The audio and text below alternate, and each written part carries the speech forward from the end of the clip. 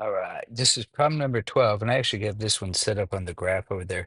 You can see the green is y equals ax squared plus 2.5x. So that is, it's circle them in green, right? So let me grab a green marker here. So it's that equation right there. And notice I didn't know what the a value was. That's what I'm supposed to find. But I wanted to point out if I can adjust my a because I made it a slider on Desmos. And you can see the red dotted line is my axis of symmetry. And they want my axis of symmetry to be right at x equals 25. And so I could keep sliding this, and you can see I might have to get really big because there, right now, my a value is negative -0.9, and I'm still making it wider because this arch right now has a center of, let's see if I can get to right at 2. There you go. There's an axis of symmetry of 2. I want an axis of symmetry at 25. Okay. So let's see if we can figure out what that is. So the key is here, if you're finding the axis symmetry, it's negative b over 2a. And they've told us what the x is. They want x to be 25. So we set it up like this, and we go, oh, got to put in negative b. But b I know, because this equation y equals a, I don't know, x squared plus bx plus c. So the b is the number that's always in front of the x. So in this case, 2.5. I'm going to put negative of 2.5 because that's my b value over 2 times a, and a is what I don't know. So I've got this little equation that I have to solve here. And I'm not sure how he's taught you to do this one. Some teachers would teach you, hey, put a 1 under this and you can cross multiply. I think it's better to look at your denominator and say, hey, I want to get rid of that denominator. So you take this side times that denominator and it cancels. But you have to do the same thing to this side as well then. On the left, it doesn't cancel. You get 50a equals negative 2.5. But now that you don't have the fraction, it's pretty easy to see how to get the a alone. We just have to unmultiply it with the a, so we use some division. So I'm going to do a little math over here. So negative 2.5 divided by 50. And it shouldn't be a big surprise. Well, in other words, this I didn't need to actually use a calculator for. This is, I just want to double the top so I can get it per 100. Double the top, double the bottom. So it's negative 5 hundredths. And you can see that's what I'm getting right there, negative 0.005. That's negative 5 hundredths. So that's what the A must be. And I can actually test that. I can set my A here to negative 0.05. And we can find this axis of symmetry. I can make this A right here. Negative 0.05.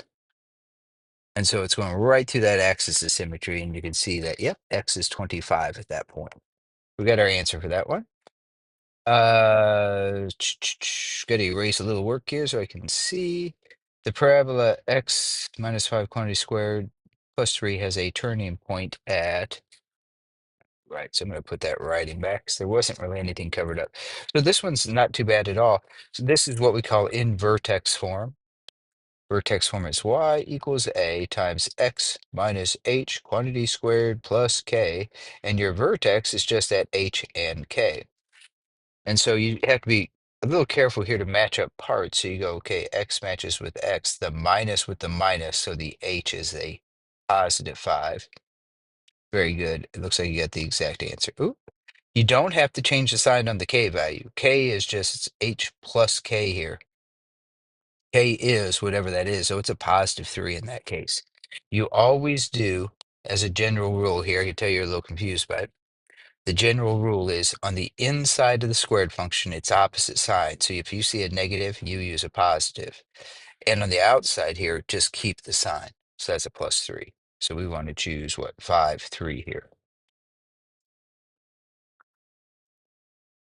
All right, number 14. If the function passes through the point negative 4, 12. So what I would do for a problem like this is I'd sketch it, give myself an idea. Negative 4, 12. And you don't have to be accurate here, but 12 is a bigger number, so it's going to be further on that y-axis. All I know is this function passes through that point. And then the function y equals 2x passes through what point? Okay, so this is called a vertical stretch. So it's going to take whatever your y value is that comes out of your function, and it's going to double the y value because f of x stands for the y value. So at this point right here is at negative 412. When I multiply the y value by 2, it's going to jump way up there, way up high. It'll keep the same x value. I plug in an x, some value comes out, in this case 12, but then it gets doubled by 2. So 24 comes out, negative 424. Very good. Number 5, after reflection in the x-axis, this parabola would have what equation? So in the x-axis, um, we're going upside down here. So we're like this, and then we want it upside down. Okay.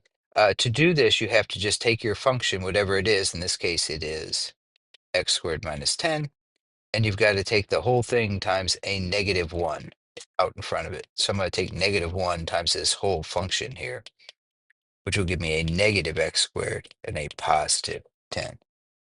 So I need a negative x squared. There we go. And a positive 10. Notice they've tried to trick you here. They've written it in the opposite order. It's still the same function, no matter what order it's in.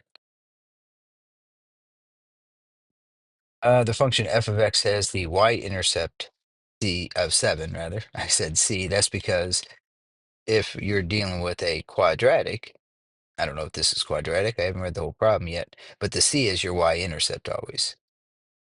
Um, the But again, I don't know if that's what it is. What is the y-intercept of the function y equals 3 f of x and then subtract 10? So let's discuss what that's going to do. First, you'd have to do the multiplication if you were evaluating this function. So you'd have to take 3 times the y value that comes out. So, excuse me. If my point is initially here at 7, it'll come out as a 7 right here. Then it gets multiplied by 3, so it'll jump up way up here to 21 for a y-intercept. But then this drops the whole function by 10, so then it's going to drop down by 10, so we got to subtract 10 from that guy. And that takes you to your 11. Very good. I can see your math right there. 17, when the parabola is reflected in the y-axis, its new equation is, no, not quite this guy. So if you have your function, which we do, it's this guy right here. If I want to plop in or get it to reflect in the y-axis, I have to put the negative x inside for x. So let's discuss how that looks. I'm going to write the original here. What you want to do upon your substitution, in fact, you can do this ahead of time if you need to. Just say, every time I have an x, I'm putting parentheses, just like that. And then you're going to take whatever you're substituting in, which is negative x, and you're going to put it in those parentheses. And that will get you positioned to in the right spot to get this thing correct. So what happens here with this first one? Well, what happens is you square this, and when you square it, the math looks like this: negative x times negative x. And the negative times negative, they get multiplied to make it a positive, but the x times x is still an x squared. So this negative x squared becomes a positive, and then an x that is still squared. And then the next pair, that's a negative times negative, so you get positive 3x, and then your plus 7. So this x squared is going to stay positive, and then your 3x plus 7. Careful on that guy. Um, yeah, see, what you did when you reflected in the y-axis, or the x-axis, x-axis, you take the whole function times negative 1. And I think that's what you answered possibly. So that'd be an x-axis flip. And you can actually do that if you ever forget. You can actually do this on your calculator. You create some function. I'm going to create the function they have so you can see this in action. Put our x inside there. And then equals x squared minus 3x plus 7. So there he is, right there. I'm going to highlight our down here. I'm going to highlight the axis, the y-axis here. So I go x equals 0. There's our y-axis. And so you can see where it's flipping. And I'll also highlight the x-axis. So y equals 0 would be the x-axis. There he is. We'll make him nice and black as well. Oops. Can get him turned on and black. There he goes. So there's our two axes. Let's first see what yours did when you put the negative out front. You just go negative in front of the f of x. And you're going to see it flip upside down when I do this. There it is. So there it upside down. That's the answer that you gave. The answer we want is the f, but with a negative x put inside of it, like I showed you. And now you can see it's that purple one. The blue is the original, and then it got flipped over the y-axis. All right, consider this expression. Ooh, that's a big one. Which of the following is equivalent? Okay, so they factored it. All right, so we just have to factor this thing. Let's see here. Kind of confusing. We've got a squared term out front. So, gee, Manelli. Holy cow, this thing's got 4 terms. We're gonna have to get creative on this. So the 4-term ones, generally, what you do is you always group the first two. It's not always the first two, but that generally works for these nice book problems. But then you got to be careful, and this is one you got to be careful on. See that minus sign?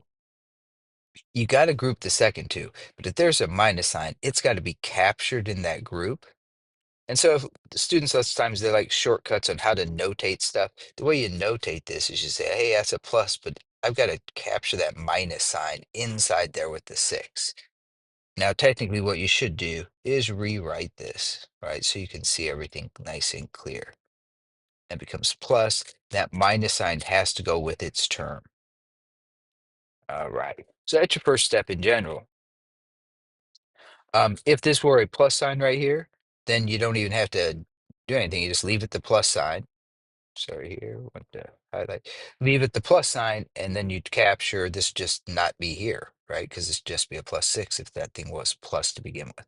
Anyway, so you group it like I've shown you there, and then you look inside the groups to see if there's any common factors. So like here, these both have an m you can take out. You always take out the lower exponent. This one's an exponent of 2, exponent of 1, so you can only take out 1. N's, they got an n in common. They both have 1 n, so you take that n out. And then we got to see what we have left here. So if I take away one of these m's, I'd still have the 2. I'd have one of the m's, but I took the n out front. The next term, I took the m out, I took the n out, it'd be just a p. Then I do the same thing to the second grouping. I look for something I can take out. Generally, if there's a negative here, you want to take out that negative sign. So I'm going to take out a negative, and 6 and 3 are both divisible by 3. So I'm going to take out a negative sign from both terms and a 3 from both terms. That's going to leave me with a 2m and minus a p. And if you're ever like worried, oh, did I factor it right? Just remultiply. -3 times 2 is -6m. -3 times negative p would be +3p. Okay, so there's the correct factorization for the GCF part of this 4-step polynomial. But now what you do is you've got common factors. And students have a hard time seeing this, so I'll try and highlight them here. So this is, oh, that's a big highlighter. This is oops, not the pen. Undo the highlight. Let's make him a little smaller here. There we go. So this is a term, and this is a term. Okay. And those two terms are separated by this negative sign. Think of it like a plus -3 times all that. Okay. But they're separated by an addition or minus, depending how you think about it.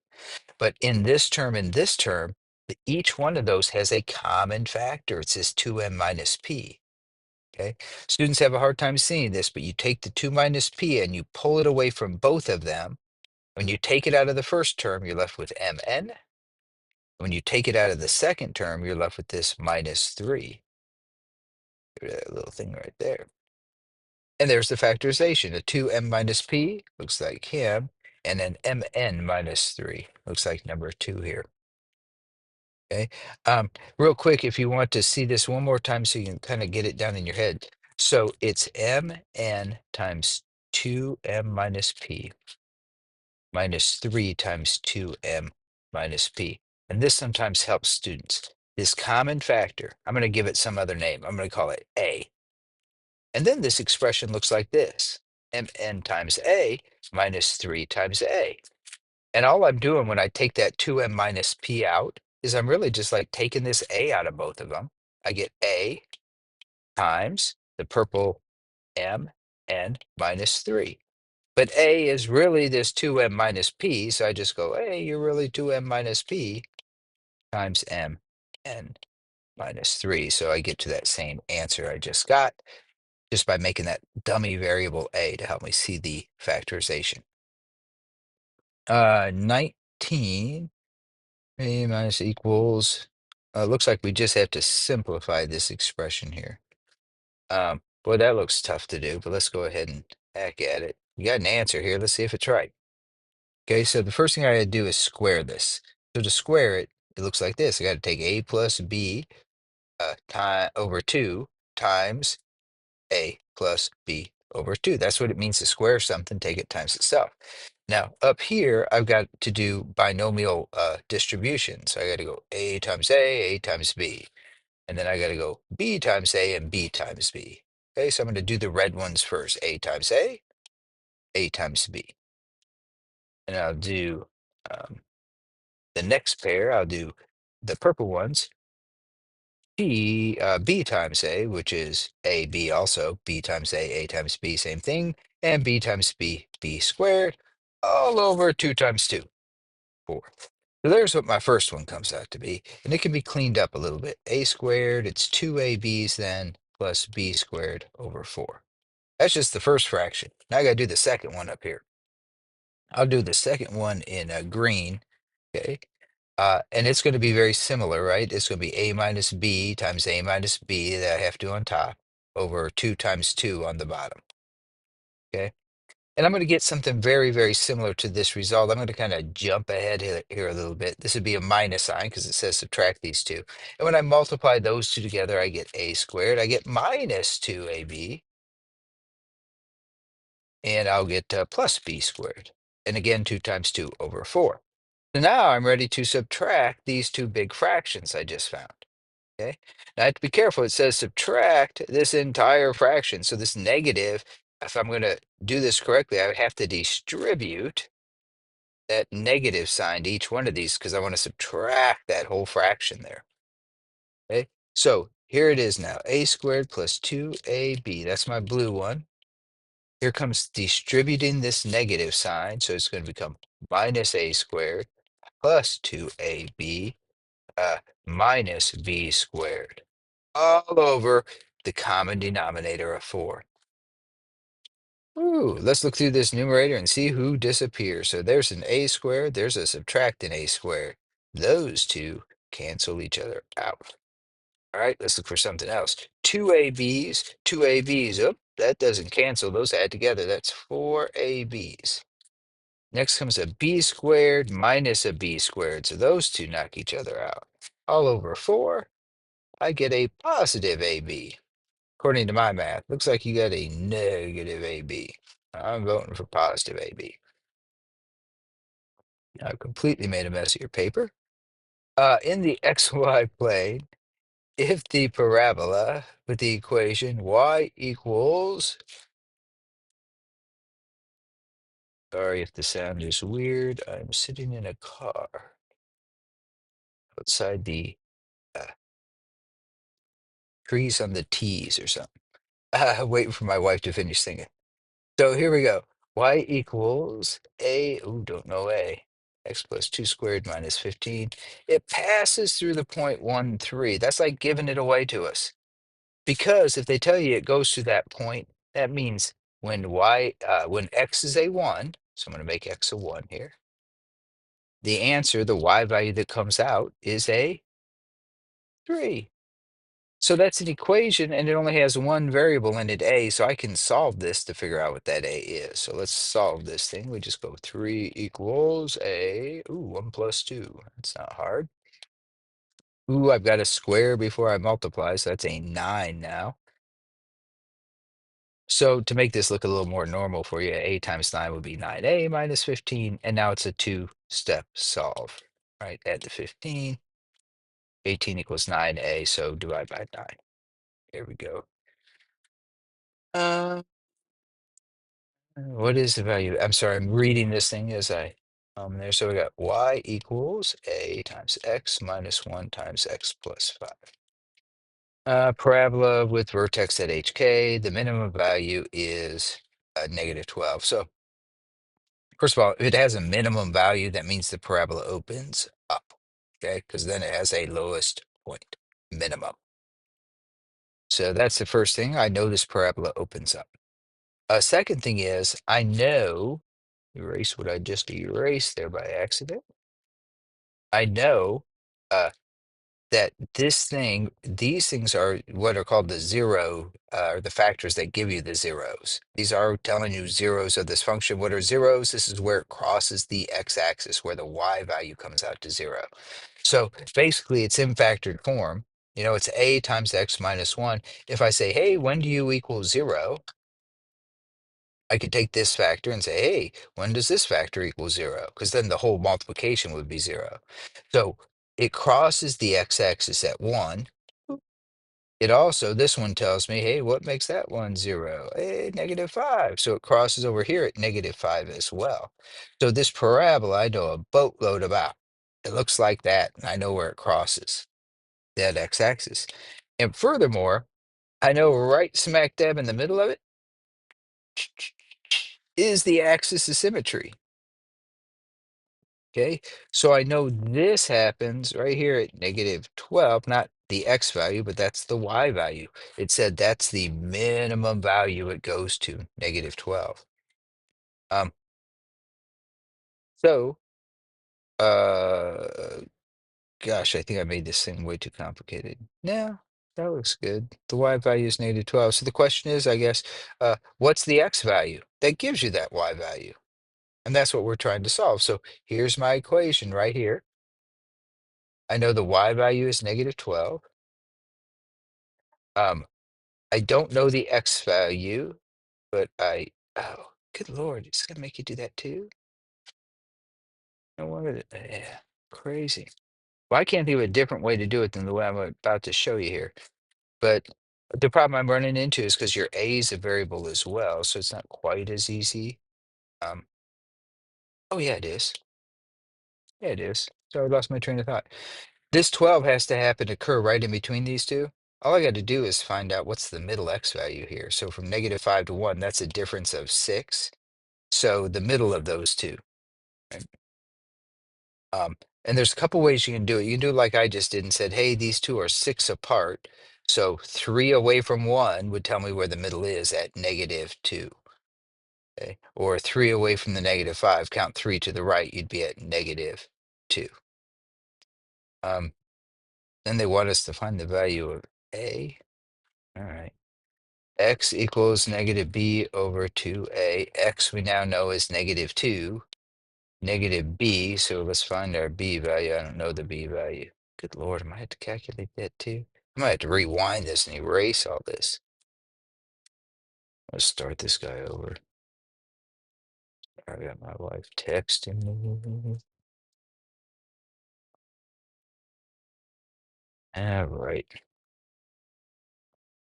I don't see how he wants this thing solved right away. So I'll write this equation. I know x is already at -2 equals -b over 2a. I don't know what b is for that equation either. Um, but I also know, oh, no, I can find a this way. Jesus. I know when x is -2, the y value was -12. Sorry, from that previous drawing. So -12 equals a times, I know my x is -2 now. That's all I got to do. There we go. -12 equals a times -3 times +3. Make sure you go -12 equals, multiply that, -9a. So a is, good Lord, -12 over -9, or both divisible by -3, so 4/3. Wow, that was way too much explaining for you. I apologize, Maddie. Um, I am going to check my answer here, though, right? I don't want to lead you astray. So I'm going to graph that answer. Y equals my A is 4/3, 4/3, arrow over parentheses, x minus 1 and x minus 5. Let's take a look at them. So there's those x uh, intercepts. My A was 4/3, and my math is not liking that A because let's check the minimum value there. X minus 1, x plus 5. Let's get the right equation in there and check it. There we go. -1, -5. Now let's check that point. -2, -12. So it's doing everything it's supposed to. Once again, sorry that took so long.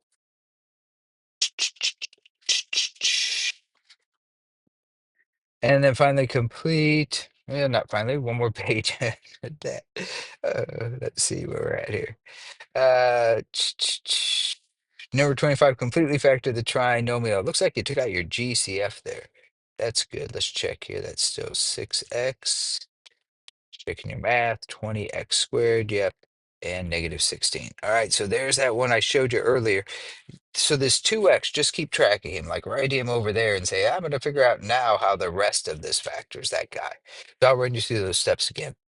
We don't have a 1. We got this darn 3 out here. So you go 3 times -8, -24. And then you write your factors like this. Put the 3 in there on both of them, 3x and 3x. This time, the r times s, this is r, this is s, they have to multiply to that -24. But they've got to add up to this uh, 10 in the middle. So I need numbers that multiply to -24. Now, when you do this, don't do the negative, just multiplies to 24 like this. And right away, I think I got my answer because I'm keeping an eye on that 10. And as soon as I wrote 2 and 12, I go, ooh, those have a difference of 10. And I'll say, oh, they got to multiply to -24. So I'll make the one of them negative here. Okay. Since I want them to add up to a +10, but multiply to -24, I want the 12 to be the negative, the 2 to be the positive, because then those two add up to, no, I don't, positive and negative. That way, -2 plus +12 add up to +10. And they still multiply to -12. So now I know it's a -2 in one of these and a +12 in the other one. And then the last step, check to see if the either one or both are divisible by something. 3 and 2 don't share any common factor, but 3 and 12 both divisible by 3, and you got to do that. And you toss it away. But now I can write my answer. I got the 3x minus 2, and after I divide by this 3 on both of them, I get x plus 4. And we're done. All right. Got ourselves a binomial here. Let's factor him. Looks like you took out an 8x. That's perfect. Found a difference of squares. Nice. Ready to complete the square? Here we go. I got steps for these things. They're pretty easy.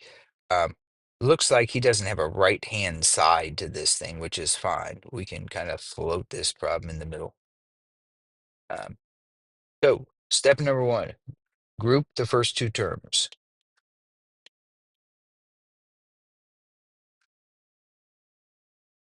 And by the first two terms in standard form, it's the x squared and the x terms.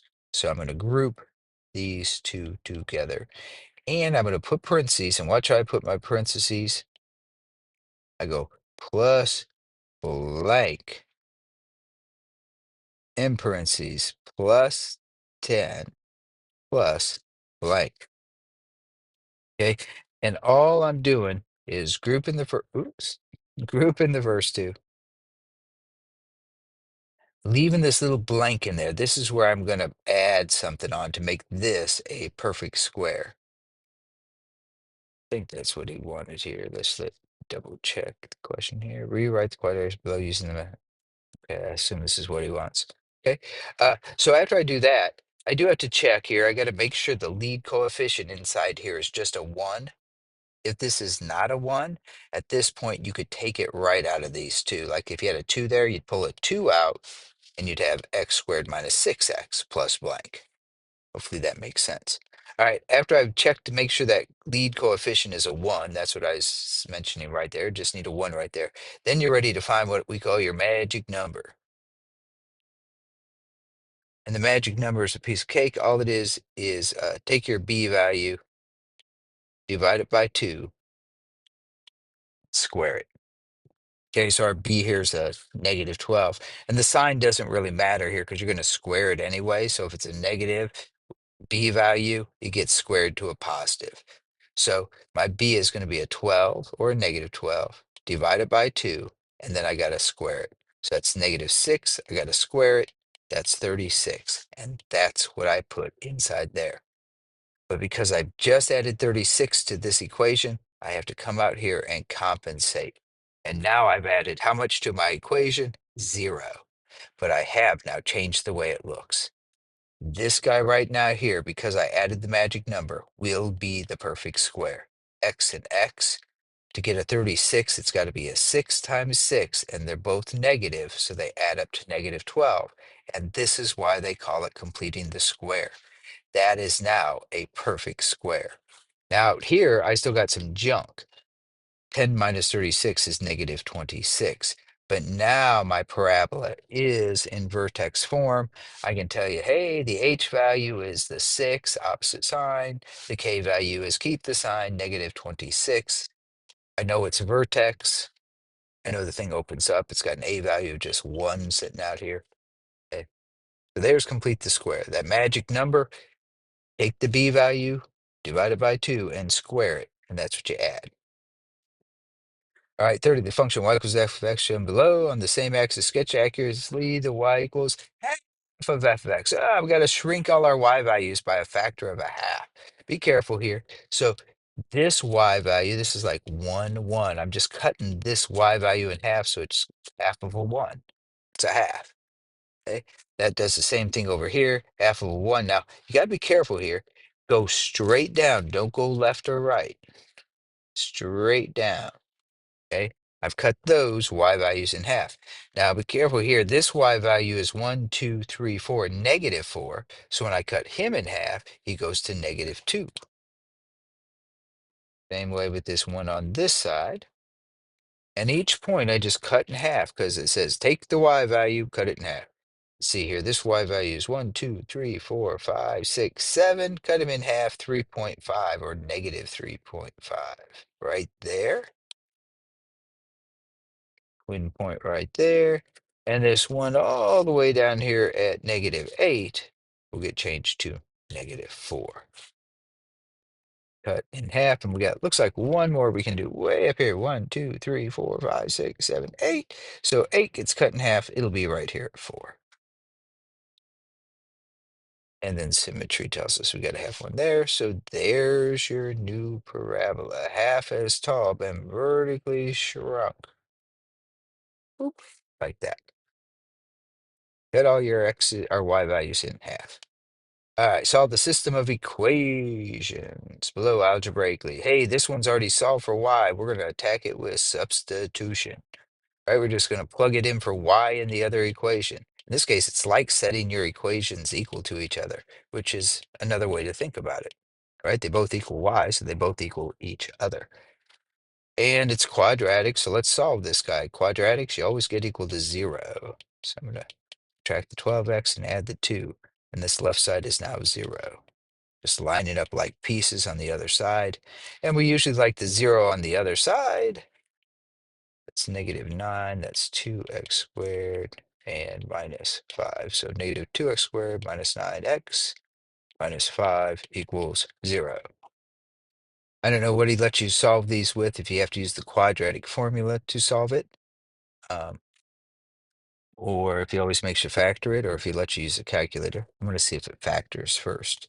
Got a 2 out front, so I go 2x and 2x. I'm going to multiply my a times b to figure out my number I'm going for, negative 10. So those have to be a 1 and a 10, a 2 and a 5. Those are the only things that multiply to 10. They got to add up to negative 9, so I'm going to use a 1 and a negative 10. Put plus 1 in there, negative 10 in there. And then this second one is both divisible by 2 here. So my final factorization is going to be the 2x plus 1 times the x minus 5, 10 divided by 2. So there's the factorization for this quadratic. And now I can just solve them, right? Zero product property. This one equals 0 or this one does. So I get x is 5, or I get x is subtract 1, divide by 2, negative a half. Get to use a calculator for this thing. Freaking go y equals 12x minus 2 and go y equals 2x squared minus 9x minus 5 and figure out where they cross at. Like there's one of our solutions. That doesn't look like one of the answers I came up with. How about I write the correct equation? 3x minus 7. Here we go. There's one answer. That's not an answer. Got two of them, but neither one's the ones I found. 12x minus 2, 2x squared plus 3x. Gee, now. There we go. Let's check these answers out. So right there they cross. Oh, that's a y-intercept. There they cross. There, negative 0.5. Phew, found that one. I do have to get my y values here, so I should have plugged it in. I had to plug that half right in there, though. And half of 12 is 6. 6 minus 2 is 4. So these things cross when x is negative 1/2 and y is half of 12. Negative half, that's negative 6. Minus 2, that's negative 8. Negative 8. Here we go. And then I'd have to plug in the 5 here. So that'd be what? 5 times 12, 60 minus 2. So at 5, it goes through 58, it looks like. Let's check that one out way up here. Yep, 5 and 58. So there's our two solutions. For the quadratic function, y equals 6x squared plus x minus 2. Determine the x and y intercepts. Well, to get your y-intercept, let x equal 0.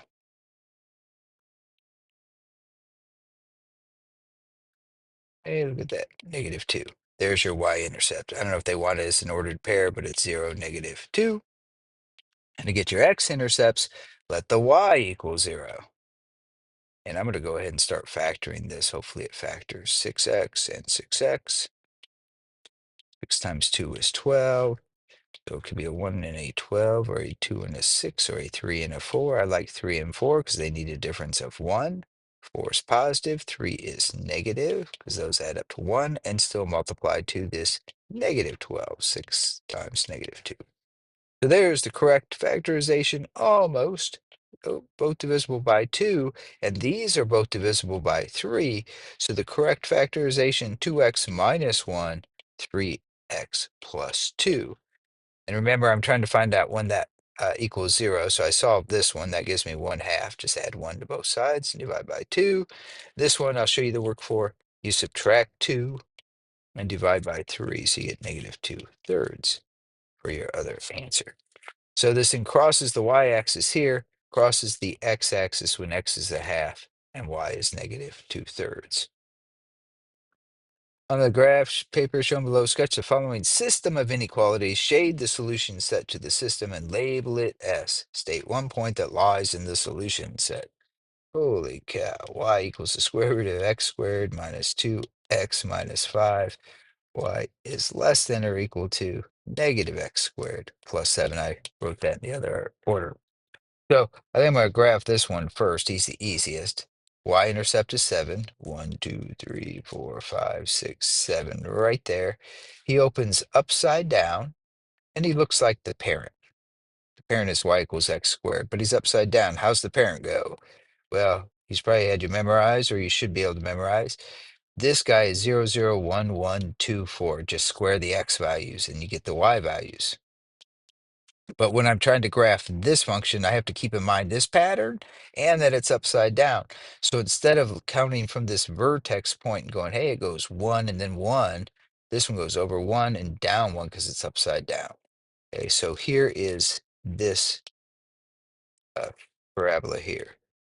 And then 2 goes down 4, so it looks like this. Sometimes they call it the 1, 3. So this is a 1 step. 1, 2. Let's go again. 1, 2, 3 is the next one. And you'll see what I mean here. If I go over 2 steps, go down 4. If I go up 3 steps, I'd have to go down 9. 2, 3, 4, 5, 6, 7, 8, 9. I think that's down 9. So there he is. He's upside down, and equal to it means I make a solid line. If I could do a better job of that. Oops, I'm sorry. My wife just texted me something, so I'm going to stop it. I'll be